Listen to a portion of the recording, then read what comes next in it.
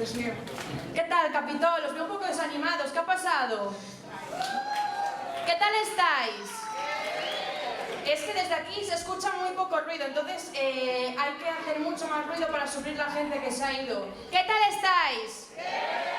¿Cómo? Bueno, somos Smelling Window.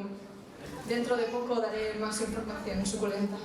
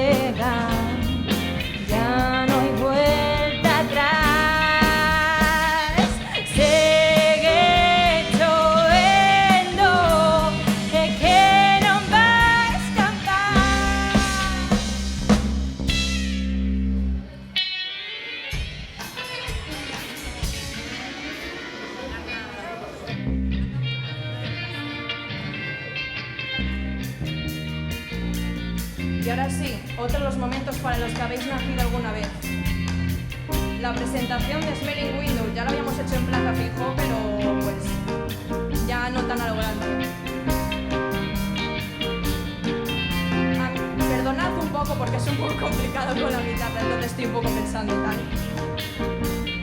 A mi izquierda, la peque del grupo, navegando entre el colchón melódico de todas las canciones de Smelling Window. Tenemos a Icía.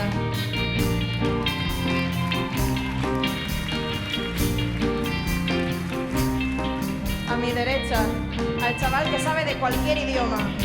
Si hubiera un examen oficial de Smelling Window, él sacaría matrícula de honor.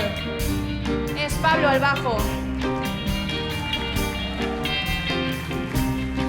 Detrás de mí, al corazón, al ritmo. Sabe tocar cualquier instrumento. Cualquier instrumento que tú toques, Mateo lo va a saber tocar mejor que tú. A la batería.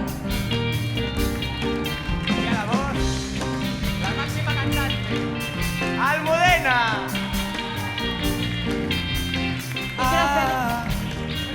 Perdón, Pablo, perdón. Una mención especial a nuestra manager Katia, está por aquí, la melena pelirroja.